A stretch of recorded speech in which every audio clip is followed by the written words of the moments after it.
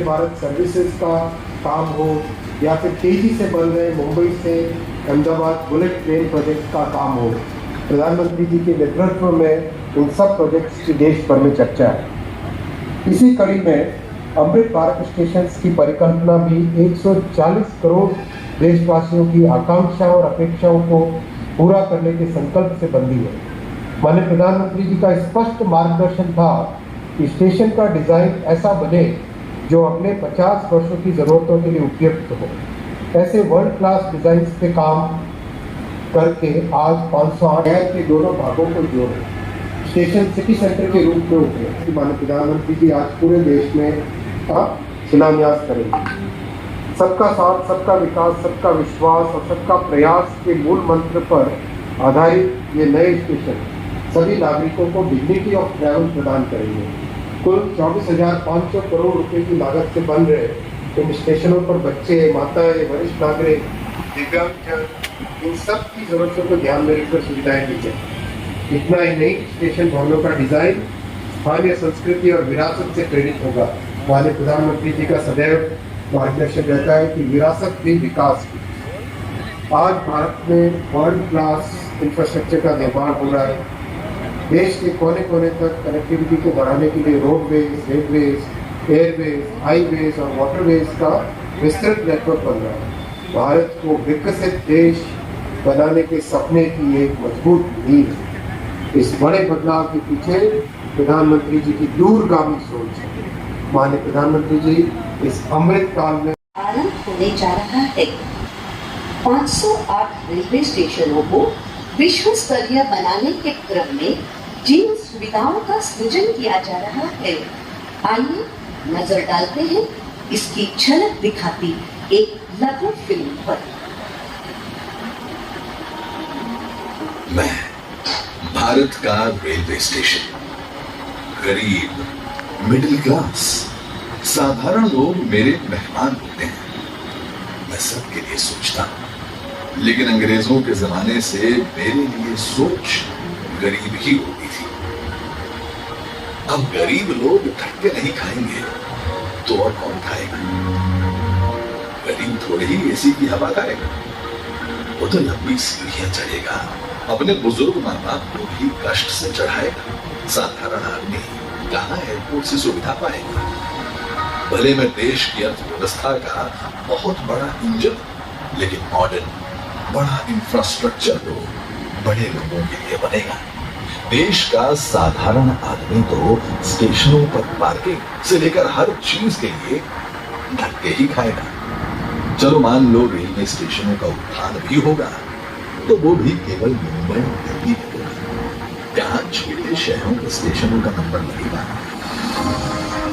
भारत के रेलवे स्टेशनों की एक कड़वी हकीकत होती थी, पर इस स्थिति को बदलने का बीड़ा उठाया हमारे प्रधानमंत्री नरेंद्र मोदी जी ने।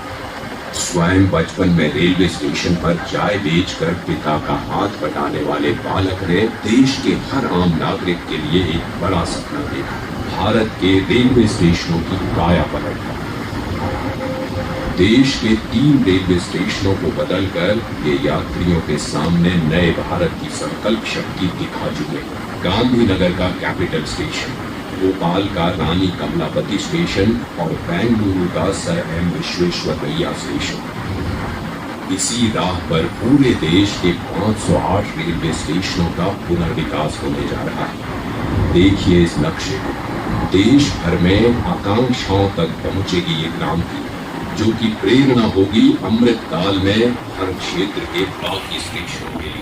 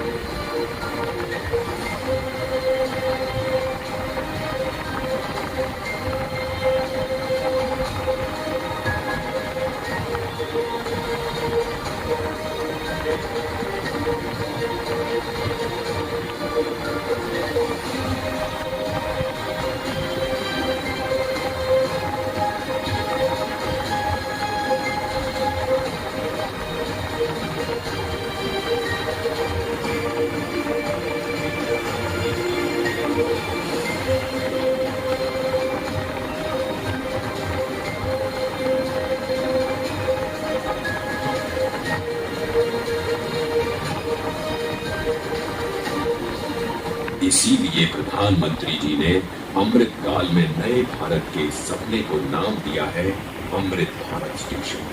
भारत की महानता, समानता और आधुनिकता का प्रतीक। सपना बड़ा तो फंड भी बड़ा।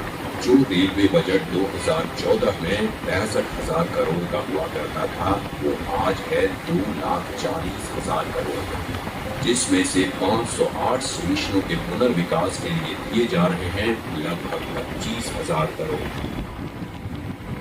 लक्ष्य यही है कि सामान्य यात्रियों को बेहतर सुविधा मिले, काम के लिए आना जाना आसान हो।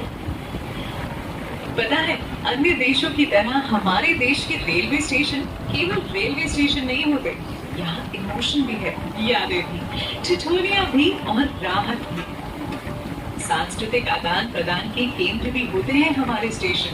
इतनी महान संस्कृति एवं वास्तुकला को अब प्रदर्शित करेंगे हमारे नए अमृत रेलवे स्टेशन, ताकि यहाँ खींचे जाने वाली हर सेल्फी के साथ भारत और जुड़े और जिए और खिले। ऐसे शानदार स्टेशन पहले लोग विदेशों में ही देखते थे, अब भारत में भी ऐसे स्टेशन बन रहे हैं। तो अब हमारे स्टेशन होंगे जानदार भी और शानदार भी। यहाँ एयरपोर्ट्स की तरह मल्टी लेवल पार्किंग होगी, प्रवेश निकास के अलग अलग द्वार होंगे। यहाँ सुंदर एग्जीक्यूटिव लाउंज, यात्री प्रतीक्षालय होंगे। यहाँ सीसीटीवी से निगरानी होगी, फ्री वाईफाई होगा। और सोचिए, लिफ्ट और एस्केलेटर से कितने बुजुर्गों, दिव्यांगों की यात्रा सुखद होगी। अब दिव्यांगों की सुविधा के लिए हमारे स्टेशनों पर ब्रेल लिपि वाले साइनेज भी होंगे। पर्यावरण को भी पीछे नहीं छोड़ेंगे हमारे अमृत स्टेशन। ये सभी इमारतें बनेंगी ग्रीन बिल्डिंग मापदंडों के अनुसार और समुचित प्रकाश व्यवस्था से युक्त होंगे स्टेशन। और सभी स्टेशनों में दोनों ओर सुनिश्चित की जाएगी कनेक्टिविटी। ये नए विकसित स्टेशन सिर्फ स्टेशनों को ही नहीं, पूरे शहर को मॉडर्न इंफ्रास्ट्रक्चर देंगे। स्टेशन सिर्फ रेलवे की सुविधाओं तक सीमित नहीं रहेगा, बल्कि ये मल्टी मॉडल कनेक्टिविटी का भी हब हो, यानी बस हो, मेट्रो हो, टैक्सी हो, ऑटो हो, यातायात के हर साधन यहाँ एक ही छत के नीचे कनेक्टेड हो। यात्रियों की सुविधा और बेहतर मार्गदर्शन के लिए एक समान साइनेज लगाए जाएंगे। अमृत स्टेशन आइकॉनिक स्ट्रक्चर के साथ सिटी सेंटर भी बनेंगे। यहाँ होंगे भव्य रूफ प्लाजा, शॉपिंग कॉम्प्लेक्सेस, बच्चों के लिए गेमिंग जोन, फूड कोर्ट्स। अमृत स्टेशन के जरिए ये सारी खुशियां और सुविधाएं छोटे शहरों के लोगों का भी अधिकार होंगी। प्रधानमंत्री जी के परिश्रम पर देश के विश्वास का प्रतीक अमृत भारत स्टेशन। आज का भारत जो ठानता है वो कर दिखाता है, उस आत्मविश्वास का प्रतीक है।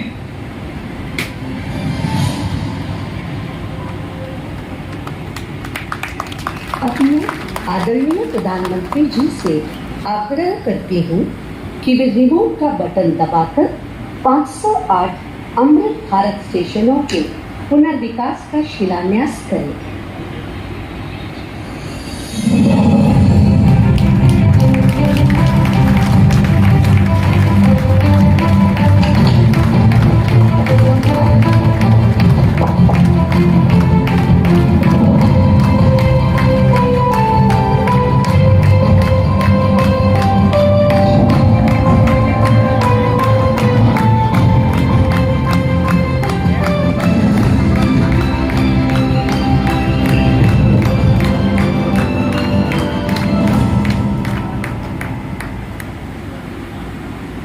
मैं आदरणीय प्रधानमंत्री जी से विनम्र निवेदन करती हूँ कि इस ऐतिहासिक अवसर पर अपने प्रेरणादायी उद्बोधन से हम सभी का मार्गदर्शन करें।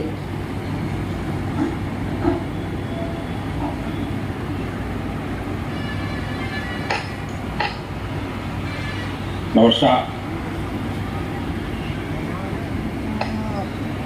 देश के रेल मंत्री श्री अश्विनी वैष्णव जी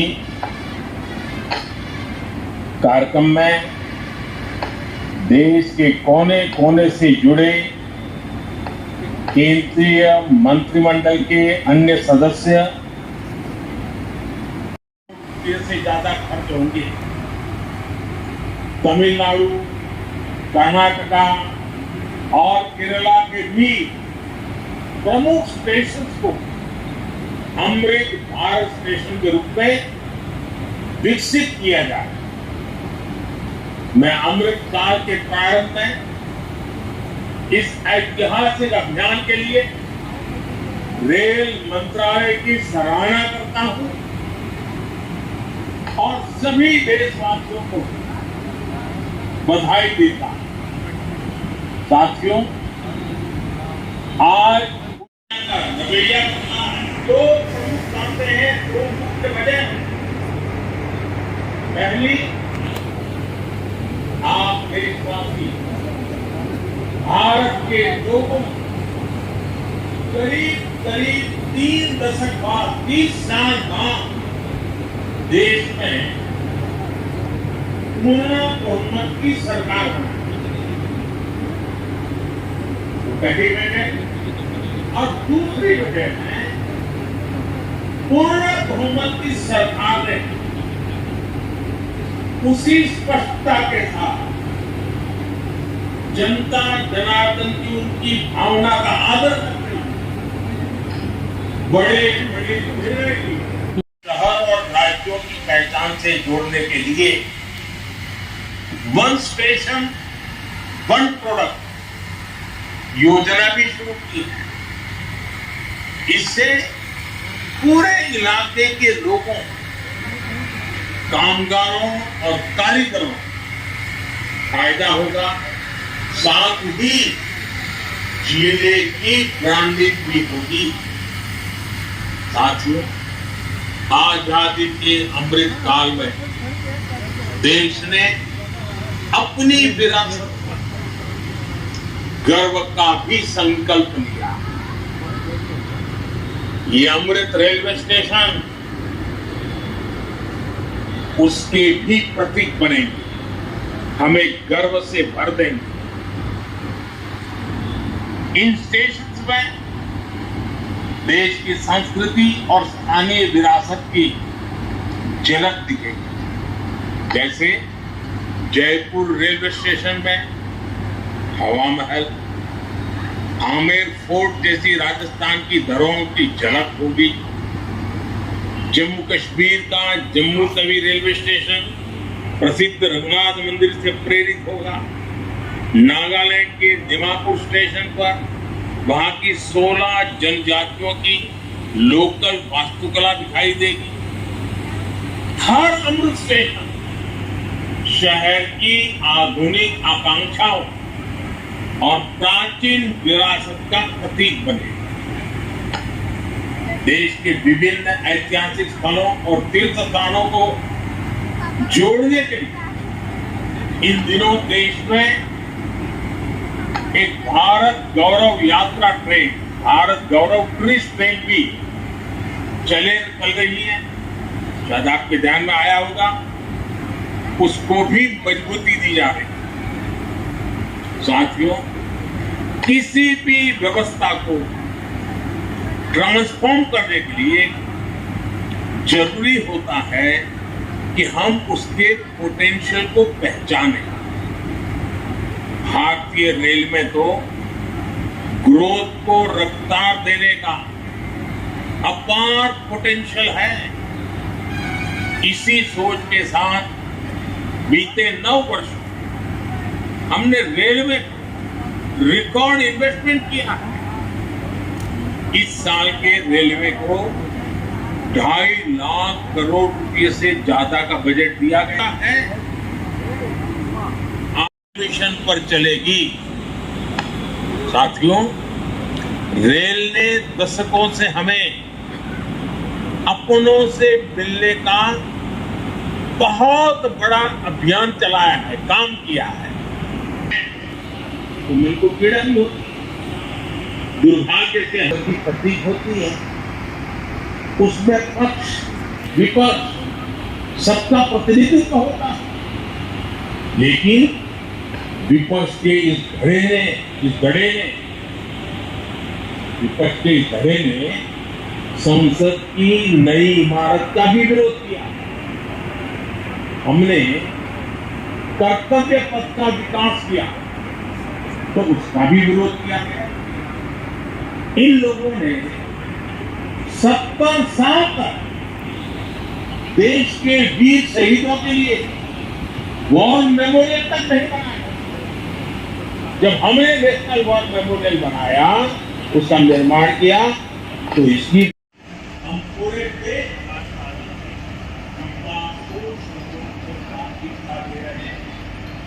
सबका साथ, सबका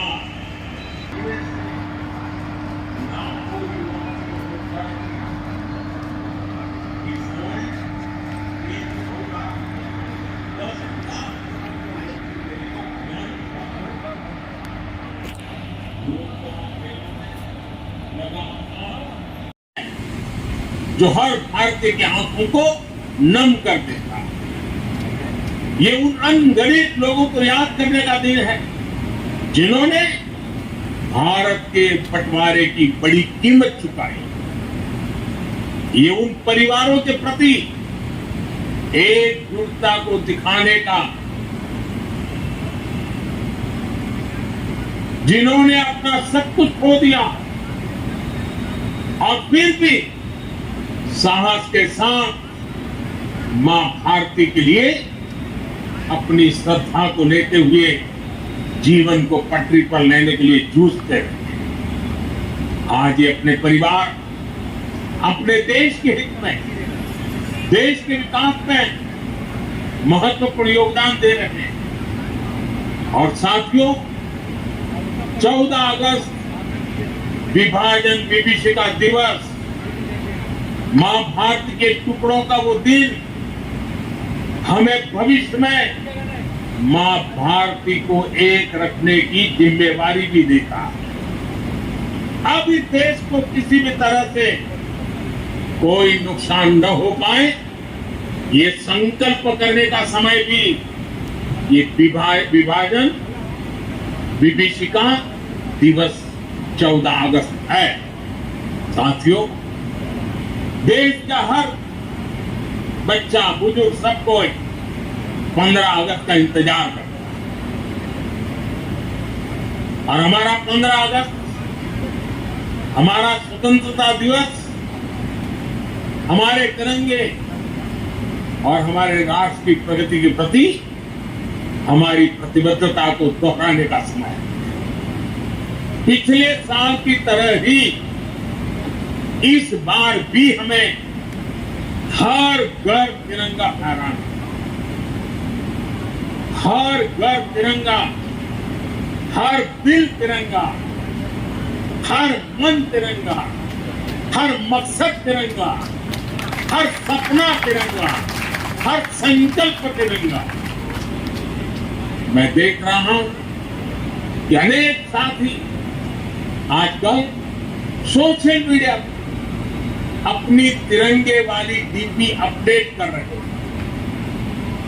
हर घर तिरंगा के उद्घोष के साथ फ्लैग मार्क भी निकाल रहे हैं। मैं आज सभी देशवासियों, विशेष रूप से युवाओं को हर घर तिरंगे इस आंदोलन से जुड़ने का और इसका प्रचार प्रसार करने का भी आग्रह करता है। साथियों, लंबे समय तक हमारे देश के लोग यही सोचते थे कि वो जो टैक्स चुका रहे हैं उसका कोई मतलब नहीं है। उन्हें लगता था कि उनकी मेहनत से कमाए हुए पैसों को भ्रष्टाचार में उड़ा दिया जाएगा। लेकिन हमारी सरकार ने इस धारणा को बदल दिया। आज लोगों को महसूस होता है कि उनके पैसे का पाई का उपयोग राष्ट्र के निर्माण में हो रहा है। सुविधाएं बढ़ रही हैं, ईज ऑफ लिविंग बढ़ रही है, जो मुसीबतें आपको झेलनी पड़ी वो आपके बच्चों को झेलनी ना पड़े, उसके लिए दिन रात काम हो रहा है। इसका परिणाम ये है कि टैक्स भरने वाले लोगों विकास के प्रति एक विश्वास बढ़ा है और उसके कारण टैक्स देने वालों की संख्या भी बढ़ रही है। एक समय था जब देश में 2 लाख रुपए की इनकम पर टैक्स लग जाता था। आज ये मोदी की गारंटी देखिए, आज 7 लाख रुपए तक की इनकम पर कोई टैक्स नहीं लगता। इसके बावजूद देश में जमा होने वाली इनकम टैक्स की राशि भी लगातार बढ़ रही है, जो विकास के काम आ रही है।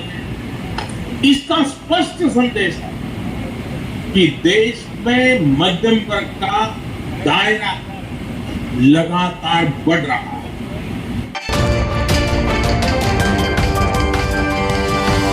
Thank you.